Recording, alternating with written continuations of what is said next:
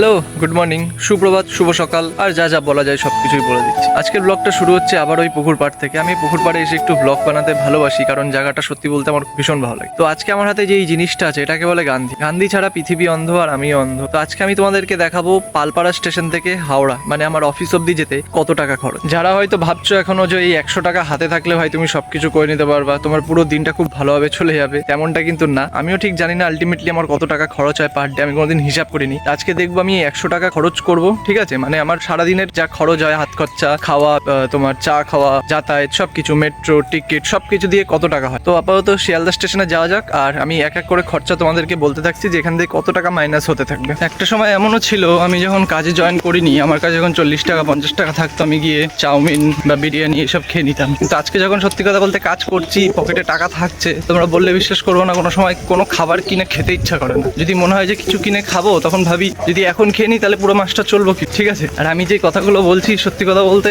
এগুলো শুধু আমার না, এটা প্রতিটা মিডল ক্লাস ছেলের একদম সেম ভাবনা। এখন আমি পালপাড়া থেকে ট্রেন ধরবো, আর পালপাড়া থেকে শিয়ালদার টিকিট নেয় হচ্ছে 15 টাকা। তাহলে 100 টাকা থেকে 15 টাকা অলরেডি মাইনাস হয়ে গেল।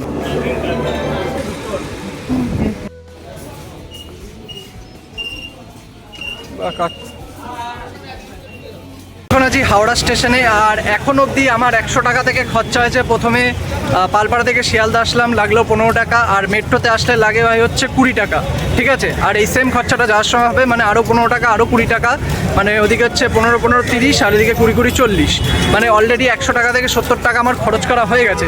আর আমার হাতে থাকলো মাত্র 30 টাকা, আর এই 30 টাকা দিয়ে আমার সারাদিন এখন সার্ভাইভ করতে হবে, ঠিক আছে? এটা হচ্ছে হাওড়া স্টেশনের বাইরে। যারা এখানকার থাকো, যদি তারা ভিডিওটা দেখো, অবশ্যই আমাকে কমেন্ট করে জানাবে যে তোমরা হাওড়ার কোথায় থাকো। তো আজকে আমি তোমাদেরকে আরেকটা জিনিস দেখাবো। হাওড়ার একটা স্পেশাল জিনিস আছে এখানে। তো এখানে এমন একটা জায়গা আছে যেখানে ভাই প্রতিনিয়ত প্রচুর গাড়ি, মানে হাজার হাজার গাড়ি যেতেই থাকে। ওখানে কোনো সিগন্যালও থাকে না যে সিগন্যাল হবে তারপরে আমরা যাব। তো সেই জায়গাটা কীভাবে পার করবো জাস্ট তোমরা দেখো। এই সেই খতরনাক রাস্তা যেখানে কোনো ট্রাফিক গার্ড নেই, কোনো সিগন্যাল নেই, এর মধ্যে দিয়ে পার হতে হয় আমাদেরকে। এই ধাক্কা মেরে দিল মনে হচ্ছে। এই দেখো দেখেছো কীভাবে পার হচ্ছে? এইভাবে পার হতে হয়, এইভাবে দেখো, দেখেছো?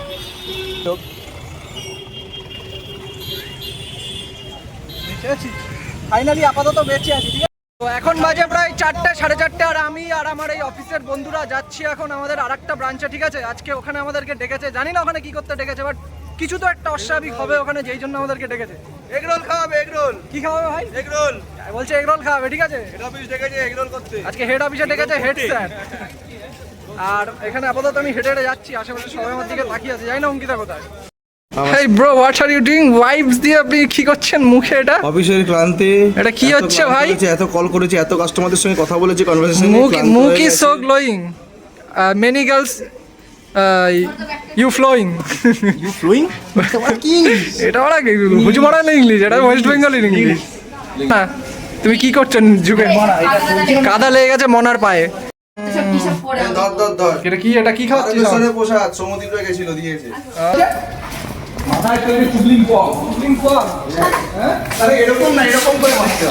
কিরম করে মারতে হয়? দেখা এটা ঘুরে মানে কোন একটা জিনিসের মূল্য ঠিকঠাক দিতে হবে। এইসব বয়স্ক লোকদের ভাই কি এই যে মেট্রোতে মূল্যায়ন যে জিনিসের, তুমি সিনিয়র সেইটা নেই। তুমি সিনিয়র সিটিজেনে যাও, দেখতে দেখো লালিত্য মুখে একদম মানে বউ বাচ্চারা ছেলে, কিন্তু ভিতরে যে কি সেটা আপনারাই একমাত্র জানেন। এই যারা ভিডিও দেখেন, চিকলিং পং শুধু লিফটে ওঠে আওয়াজ পর করে।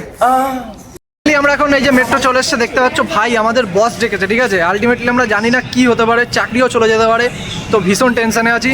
Just I M a very tension person today. এটা আমার ভিডিওই দেখছে, দেখা ঠিক আছে? আমার এখানে একটা বুনু ফলোয়ার্স পাওয়া গেছে, আমারই ভিডিও দেখছে, তোমরাও দেখো। মেট্রোতে দেখা হলো, 601 হঠাৎ করে দেখা হলো। চ ভিতরে চ, মেট্রো চলে এসছে। এখানে কাকা পাওয়া গেছে গাইজ, আমার মতো ভিডিও করছে, ঠিক আছে? কি হলো, কই যাচ্ছ? ওদিকে আসো।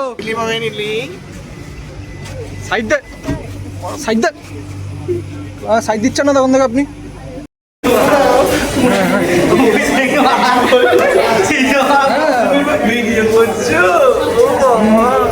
ফাইনালি এখন আমরা কোথায় এসছি ভাই? আরে বল না, তুই কোথায় এসছি? কোথায় এসছি এটা? আরে স্টেশন না। তো ফাইনালি ময়দানে এসে দেখো মাঝামাঝি ওর কিছু একটা হয়ে গেছে, ঠিক আছে? ওটা ভালো কোম্পানির ওষুধ দিতে হবে। হঠাৎ করে আর কি হয়ে গেছে ওর শরীরে জানি না, ওর মনে হয় কোনো বুঝতে পারছি না, ওর মনে হয় হয়ে গেছে, ওর মনে হয় খুব ঘুরছি। ওর মনে হয় কোনো গুপ্ত রোগ ধরা পড়েছে, ঠিক আছে? গুপ্ত জিন জেগে উঠেছে ওর মধ্যে।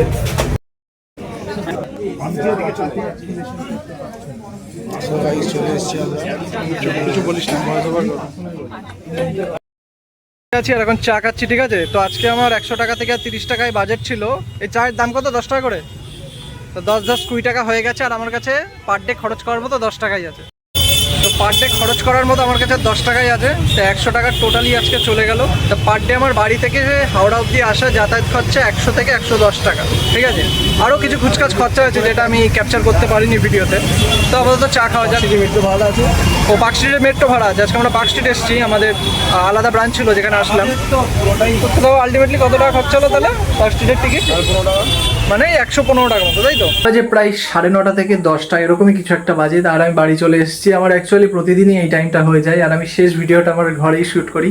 তো আজকে তোমার যেমনটা বলেছিলাম যে আমি 100 টাকা নিয়ে বেরোবো, দেখবো আমার হাওড়া পালপাড়া থেকে হাওড়া অবধি ঠিক কত টাকা খরচ হয়। তো 100 টাকা প্লাস 10 টাকা খরচ হয়ে গেছে, মানে 110 টাকা আমার ডেলি খরচ হয়। এই হিসাবে ধরে নিলে আমি 26 দিন ডিউটি যাই, 2600 টাকা আমার খরচ হয়। তা তোমাদের এরকম যাতায়াতে কত টাকা খরচ হয় আমাকে কমেন্টে জানাও। আর এখনো জাস্ট 3 দিন হলো, 97 ডেজ এখনো বাকি আছে। So make sure subscribe.